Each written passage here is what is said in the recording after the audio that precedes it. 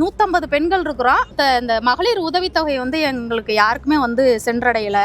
இந்த மாதிரி பார்த்தீங்க அப்படின்னா என்எம்எஸ் ஆப்பில் வந்து நம்ம இப்படி எடுக்கும்போது அந்த செல்லை பிடிச்சவங்களோட கை இந்த மாதிரி பதிவாயிருக்கு. இது வந்து நம்ம அரசு தரப்பு ஆவணம். இவங்க இப்படி ஃபேக்காக ரெடி பண்ணி பல லட்சம் கோடி ரூபாய் மோசடி பண்ணாங்கன்னா எப்படி அந்த திட்டம் செயல்பாட்டுக்கு வரும்?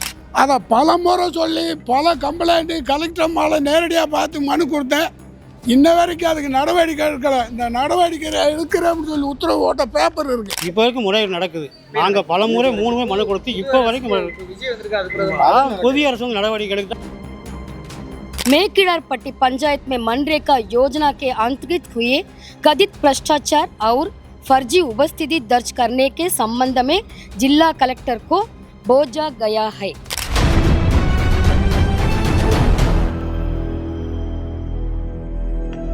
மதுரை மாவட்டம் மேலூர் தாலுகா புலிப்பட்டி பஞ்சாயத்து புலிப்பட்டி கிராமத்திலிருந்து வந்திருக்கிறோம். கடந்த 5 ஆண்டுகளாக வந்து அரசு கொடுத்த இந்த மகளிர் உதவித்தொகை வந்து எங்களுக்கு யாருக்குமே வந்து சென்றடையலை. பல முறை வந்து அரசு அதிகாரிகள்கிட்ட முறையிட்டோம், பல முறை மனு கொடுத்தோம். அவங்களுடைய பதில் வந்து என்னன்னா, உங்களுக்கு வந்து வந்துடும், நீங்கள் வந்து இருங்க அப்படின்னு சொல்லி கேம்ப் நடத்துவாங்க, அதில் போய் நீங்கள் கலந்துக்குங்கன்றாங்க. ஆனால் கேம்ப் நடத்தலை.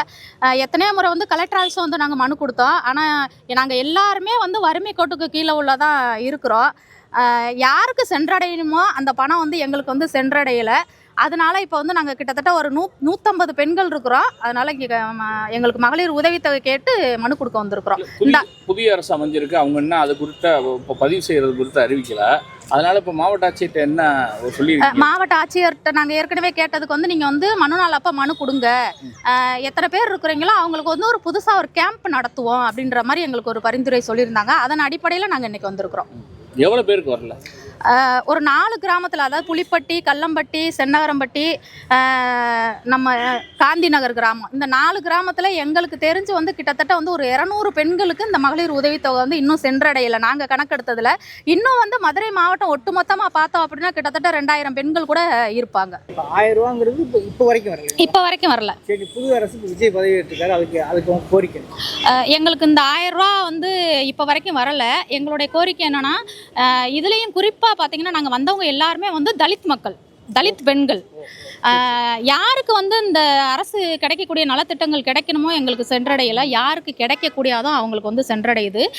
இந்த 5 ஆண்டுகளாக நாங்கள் தலித் மக்கள்ன்றனாவே எங்களை வந்து ஒரு இழிவுபடுத்தி எங்களை அலைய விடுறது தான் ரொம்ப ஒரு அந்த நோக்கில் தான் எங்களை அலைய விட்டாங்க. நாங்கள் வந்தவங்க எல்லாருமே வந்து தலித் பெண்கள் தான். எங்களுக்கு கிடைக்கக்கூடிய இந்த 2600 ரூபா வந்து கிடைக்கணும்னு சொல்லிட்டு நாங்கள் கோரிக்கை வச்சுக்கிறோம்.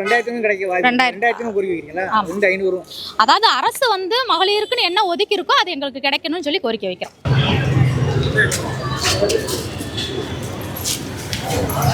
பார்த்தீங்க அப்படின்னா மதுரை மாவட்டம் நம்ம உசிலம்பட்டி பகுதியில் இருக்கக்கூடிய மேக்கிலார்பட்டி அப்படின்ற கிராமத்தில் 100 நாள் திட்டத்தில் என்ன பண்ணியிருக்காங்க அப்படின்னா, இப்போ நம்ம நிறைய இந்த இப்போ 100 நாள் திட்டம் குறித்து நிறைய முறைகேடுகள் குறித்து புகார் அனுப்பிச்சதுனால அவங்க வந்து என்எம்எஸ் ஆப்பில் வந்து புதிய அப்டேட் கொண்டு வந்திருக்காங்க. அந்த அப்டேட்டை வந்து கீழே இருக்க அரசு அலுவலர்கள் வந்து அவங்களுக்கு சாதகமாக பயன்படுத்துகிறாங்க. இந்த மாதிரி தெளிவாக அவங்களோட அந்த செல்லுக்குள்ளே இருக்க படத்து கொண்டு கை பிடிச்ச கை இது இந்த ஃபோட்டோ இது 3மே அந்த லொக்கேஷனில் எடுத்தது. இது அவங்க வீட்டில் எடுத்த ஃபோட்டோ, இதுவும் அவங்க வீட்டில் எடுத்த ஃபோட்டோ. இது பார்த்தீங்கன்னா அந்த லொக்கேஷனில் மொபைலில் எடுத்த வீடியோன்ற பதிவுக்கு நம்ம ஆதாரபூர்வமாக இந்த புகார் நம்ம கொடுக்க போகிறோம். இந்த மாதிரி வந்து 19 லட்ச ரூபா வரைக்கும் முறைகேடு நடத்தியிருக்காங்க. இந்த மஸ்ட்ரோல் நம்பர்னு இதில் இருக்குது. நம்ம என்எம்எஸ் ஆப்பில் வந்து மஸ்ட்ரோல் நம்பர்னு சொல்லி குறிப்பாக அந்த நம்பர் நம்ம போட்டிருக்கோம், ஜாப் கார்டு நம்பர் நம்ம போட்டிருக்கோம். இது குறித்து ஆன்லைன்லேயும் நம்ம ஒரு 45 நாளைக்கு முன்னாடி இந்த எலெக்ஷனுக்கு முன்னாடி நம்ம ஆன்லைன்லேயும் பதிவு பண்ணியிருக்கோம். அந்த பதிவு பண்ணதுக்கு எந்த ஒரு ரியாக்ஷனுமே அவங்க ஆக்ஷனுமே எடுக்காதனால தான் இப்போ நேரடியாக அந்த மக்கள் சார்ந்த அனைவருமே கூப்பிட்டு வந்து நேரடியாக நம்ம மனு கொடுப்போம். இந்த ஐயா வந்து கிட்டத்தட்ட 20 மனுக்கள் கொடுத்துருக்காரு இதே புகாரை. ஆனால் இங்கே இந்த மாவட்ட நிர்வாகம் வந்து எந்த நடவடிக்கையுமே எடுக்கலை. இப்போ இவங்க வந்து பார்த்தீங்கன்னா இதே மதுரை மாவட்டத்தில் கள்ளிக்குடி தாலுகாயில் வந்து சிவரக்கோட்டை அப்படின்ற பகுதியிலேருந்து வர்றாங்க. இவங்க என்ன புகாரை முன்வைக்கிறோம் அப்படின்னா, இவங்க வந்து ஒவ்வொரு 100 நாள் திட்டத்துக்கு வேலைக்கு வரக்கூடியவங்களை வந்து ஒவ்வொரு நபர்கிட்டையும் 100 ரூபா வாங்கி கையில் பணம் வாங்கி அந்த ஓடையை தூர் வாடுறதை வந்து மெஷினரிஸை வச்சு தூர் வாடுறாங்க. தூர் வாரிட்டு ஒரு ஞாயிற்றுக்கிழமை மணிக்கு அந்த மாதிரி தூர் வாரிட்டு மிச்சம் இருக்க 7 நாட்களுக்கு இந்த வேலையாட்களை கூட்டி போய் அவனை வச்சு ஃபோட்டோ எடுக்கிறாங்க. இந்த மாதிரியான முறையீடு பண்ணுறாங்க. இந்த 100 ரூபாயை தவறுனவங்களுக்கு வேலை கொடுக்க மாட்டேங்கிறாங்க. இந்த மாதிரி தொடர்ச்சியாக 3 வருட காலமாக இப்படி வந்து இவங்களை ஏமாற்றிட்டு இவங்களை வந்து அழுத்தம் கொடுக்குறாங்க. நீ எங்கே வேணாலும் போய் கொடு, நாங்கள் இந்த பெட்டிஷனை வந்து நாங்கள் பார்த்துக்குவோம் அப்படின்ற ஒரு தைரியமாக வந்து ஒரு அரசு அலுவலர் சொல்கிறாங்க. இதுக்கு முழுக்க இந்த ஆய்வுகளை வந்து செக் பண்ணுறவங்க வந்து ஓவர்சியர், அந்த பகுதியில் இருக்க ஓவர்சியர் பண்ணுவாங்க. அதேமாதிரி ஜோனல், இவங்க தான் இந்த 100 நாள் திட்டத்துக்கு சரியாக இருக்கா அப்படின்ற பார்க்குறவங்க. இவங்க யாருமே அங்கே வந்து சரியாக பார்க்குறதில்ல. இங்கே இருக்க பிடிஓவும் வந்து எந்த ஸ்டெப்புமே எடுக்கிறதுக்கு இல்லை. இவங்களோட இந்த பெட்டிஷனில் கூட என்ன சொல்கிறாங்க அப்படின்னா 15 நாளில் ஆய்வுகள் அறிக்கை வந்து முடிக்க வரும், அப்போ வந்து உங்களுக்கு தகவல் கொடுக்கப்படும் அப்படின்றாங்க. என்னோட பெட்டிஷன் கொடுத்தோம் அப்படின்னா இந்த தீர்வு காண்டுட்டு தான் ஒரு பெட்டிஷனுக்கு பதில் கொடுக்கணும். ஆனால் இவங்க அந்த மாதிரியெல்லாம் கிடையாது. எப்பயுமே வந்து இவங்களை இழுத்து இந்த பாமர மக்கள் கை நாட்டுங்க. இன்றைக்கி வந்திருக்கிறதுல பாதி பேர் விவசாயிகள் கை நாட்டு வைக்கிறவங்க. அவங்க மனுக்களை வந்து நிராகரிக்கும் போது எங்கே போவாங்க? நாங்கள் யாருக்கிட்ட மனு கொடுக்குறது? சிஎம் பெட்டிஷன் நாங்கள் எங்கே போய் இதுக்கு மேலே மனு கொடுக்குறோன்னு எங்களுக்கு தெரியல. இந்த நடவடிக்கையின் பேரில் அந்த பகுதியில் இருக்கிற பிடிஓ அவர்களையும் அதுக்கு கீழே இருக்க துறை ரீதியான இருக்க அரசு அலுவலர்களை பணி நீக்கம் பண்ணணும். இது குறிப்பாக சொல்லப்போனால் நம்ம ஒரு 40 நாளைக்கு முன்னாடி ஆன்லைனில் கொடுத்த இது சம்மந்தமான புகாருக்கு இவங்க ஒரு 4 பேரை சஸ்பெண்ட் பண்ணியிருந்தாங்க. அது யார் அப்படின்னு பார்த்தா அரசு ஊழியர் அல்ல. அவங்க இந்த வேலையை வந்து பணித்தள பொறுப்பாளர் அப்படின்னு சொல்லுவாங்க. அவங்களும் அந்த கிராமத்தை சார்ந்த நபர்கள் தான், ஒரு கவர்மெண்ட் ஸ்டாஃப் கிடையாது. அவங்கள பதவி நீக்கம் பண்ணதை பெருசாக பதவி நீக்கம் பண்ணியிருக்கோம் அப்படின்றாங்க. ஒரு அரசு அலுவலர்களை வந்து இந்த மாதிரி தவறுகள் செஞ்சால் சுட்டி காமிச்சு அவங்களை தகுதி நீக்கம் பண்ணாதான் மற்ற கிராமங்களில் இந்த மாதிரியான தவறுகள் நடக்காது. மேகலாரவடி கிராமத்தில் ஒரு 4-5 வருஷமாக சம்பாதிக்கிறவங்கெல்லாம் சம்பாரித்து சாக்கில் கட்டிக்கிட்டாங்க. அதை பல முறை சொல்லி பல கம்ப்ளைண்ட்டு கலெக்டர் மேலே நேரடியாக பார்த்து மனு கொடுத்தேன். இன்ன வரைக்கும் அதுக்கு நடவடிக்கை எடுக்கலை. இந்த நடவடிக்கை எடுக்கிறேன்னு சொல்லி உத்தரவு ஓட்ட பேப்பர் இருக்குது, நடவடிக்கை எடுக்கலை. இப்போ கட்டாயம் இதுக்கு நடவடிக்கை எடுத்து நியாயம் விளங்கணும். மேகலாரவடி கிராமம் எஸ்புத்துப்பட்டி நடராஜன், சாமி மையம் நடராஜன் சொல்கிறேன். நான் கட்சியில் இருந்தேன், அதை பெருசாக படுத்தலை. மக்களுக்காக வேண்டி நிறைய மோசடி நடந்திருக்கு, பல கோடிக்கு. அதை நடவடிக்கை கட்டாயம் எடுக்கணும். செவரக்கோட்டையில் 100 நாள் அட்டையும் கொடுக்க மாட்டேன்றாங்க. அப்புறம் அன்றைக்கி 100 நாள் அட்டையும் கொடுக்காம நிறைய பேர் வேலைக்கு போகாமல் இருக்காங்க. அப்புறம் 2வது கேட்டோம்னா நீ எங்கேயும் போய் கேளு, நான் தர முடியாது, ஒரு அட்டைக்கு 1000 ரூபா விடு, கொடுத்தாச்சே நாங்கள் 100 நாள் அட்டை கொடுப்போம்ன்றாங்க. லஞ்சம் கேட்குறாங்க.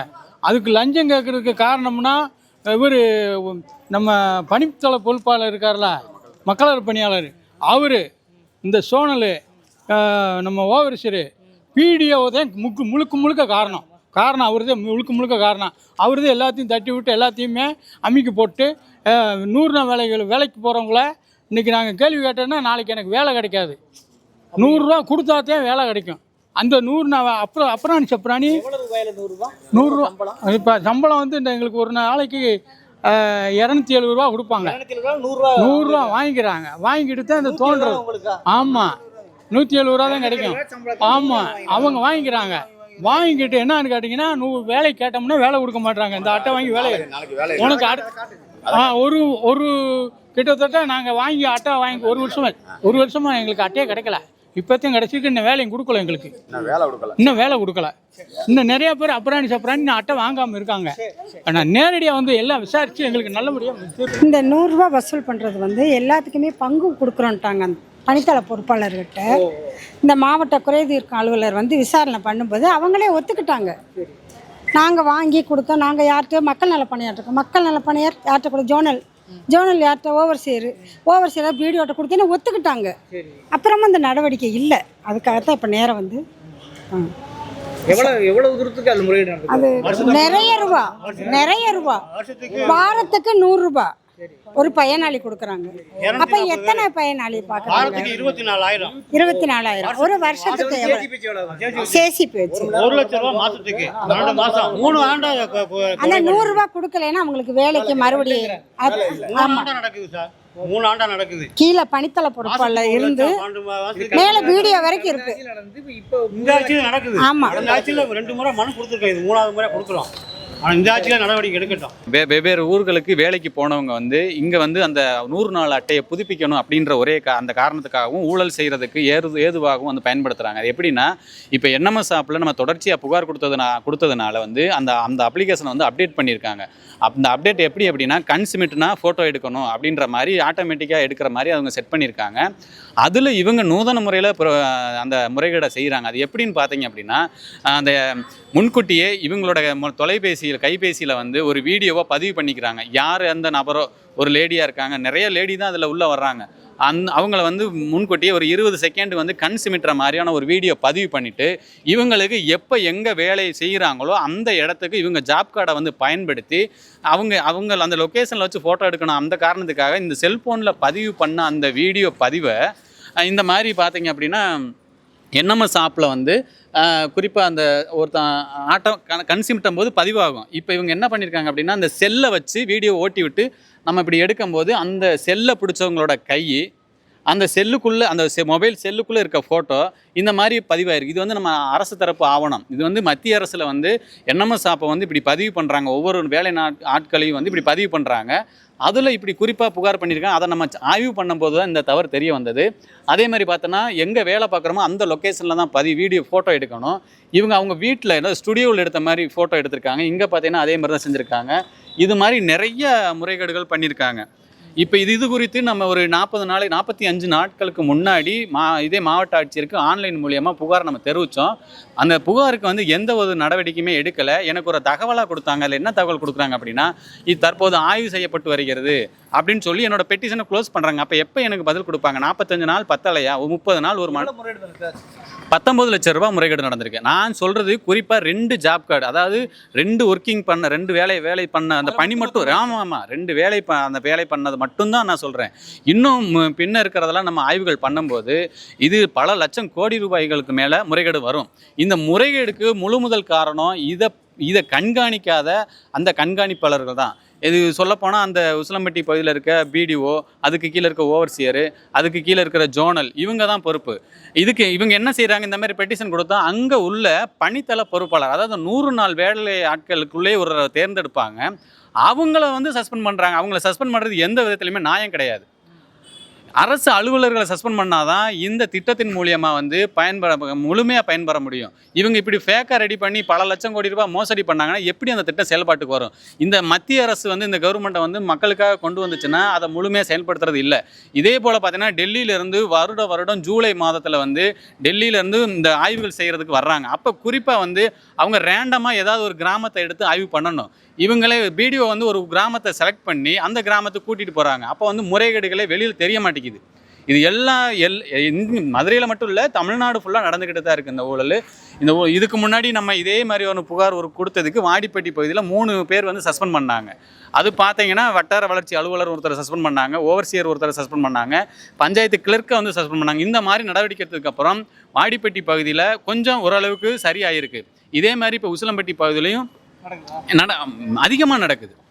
இப்போ இது இப்போ எனக்கு தெரிஞ்சு இப்போ அடுத்து பார்த்தீங்க அப்படின்னா, நம்ம செவரக்கோட்டை கள்ளிக்குடி தாலுகாய், நம்ம இப்போ பேசுனது உசிலம்பட்டி தாலுகாய், இப்போ நான் சொல்ல வர்றது வந்து கள்ளிக்குடி தாலுகா. அந்த பகுதியில் பார்த்தீங்க அப்படின்னா, செவரக்கோட்டை அப்படின்ற ஒரு ஊரில் வந்து முன்கூட்டியே பார்த்தீங்கன்னா ஜேசிபியில் வந்து, அதாவது இந்த 100 நாள் திட்டத்தில் குறிப்பாக வந்து மிஷினரிஸை பயன்படுத்தக்கூடாது அப்படின்றது தெளிவாக இருக்குது, சட்டத்திலே இருக்குது. அங்கே பார்த்தீங்கன்னா ஜேசிபியை வச்சு தோன்றாங்க. இந்த ஜேசிபி வச்சு எப்படி தோன்றாங்க அப்படின்னா, பணிக்கு வர்ற அந்த வேலையாட்களை பணிக்கு வர வேலையாட்களை வந்து ஒவ்வொரு நபர்கிட்டையும் 100 ரூபாய் பணம் வாங்கி அந்த பணத்தால் இந்த ஜேசிபியோட டைமிங்க்கு காசு கொடுக்குறாங்க. ஒரு தடவை பட்டாங்கன்னா 10,000 15,000 மொத்தமாக வாங்கி அந்த தோடைய இந்த மாதிரி தூர் வாரப்பட்டுட்டு அங்கே வந்து பார்த்தீங்கன்னா அந்த பாருங்க இந்த மாதிரி தூர் வாரி இருக்காங்க. இந்த மாதிரி ஜேசிபி மூலமாக தூர் வாரிட்டு மக்களை நிறுத்தி ஃபோட்டோ எடுத்துகிட்டு இவங்களை அனுப்பிச்சிடுறாங்க. இந்த மாதிரி 100 ரூபாய் கொடுக்காத நபர்களை வேலைக்கு அனுமதிக்க மாட்டிக்கிறாங்க. இவங்க இது குறித்தும் மாவட்ட ஆட்சியர்கிட்ட புகார் கொடுத்து எந்தவித நடவடிக்கையுமே எடுக்கலை.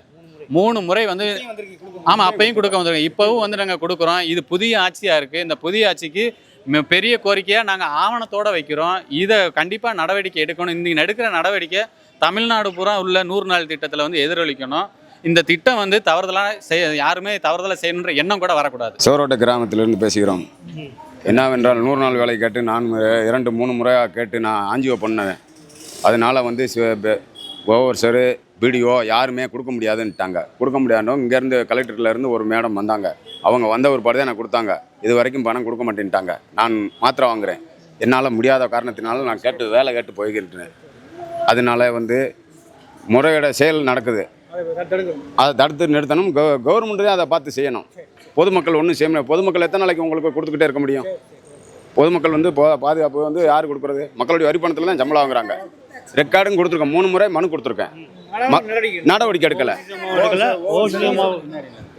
சோரகோட்டை கிராமம் கள்ளிக்குடி தாலுகா 3 முறை மனு கொடுத்தாச்சு கலெக்டர்கிட்ட. வந்து எந்த ஒரு நடவடிக்கை எடுக்கல. விசாரணை வந்து ஊரில் வந்து விசாரித்தாங்க. முக்கியமான அதிகாரிகள் யார் பொறுப்பு வந்து overseas madam Mahalakshmi overseas madam Mahalakshmi, zonal madam Shanthi, BDO 3 பேர் முக்கிய பொறுப்பு. பல முறை மனு கொடுத்து விசாரணை பண்ணுங்கன்னு சொல்லி பொதுமக்கள் சார்ந்து மறியல் பண்ணி கூட அவங்க நடவடிக்கை எடுக்கலை. மறுபடியும் கலெக்டர்கிட்ட வந்து விசாரணை அதிகாரி வந்து விசாரித்து அவங்க ஒப்புதல் அளித்தாங்க. முறைகேடு நடந்திருக்குன்னு புகார் மனு கொடுத்ததுக்கப்புறம் கலெக்டர்கிட்ட வந்து குறைதீர்ப்பு அலுவலர் வந்து விசாரித்ததுக்கு ஒப்புதல் அளித்தாங்க. ஆனால் அந்த ஒப்புதலுக்கு மறுபடியும் பரிசீலனை இல்லை.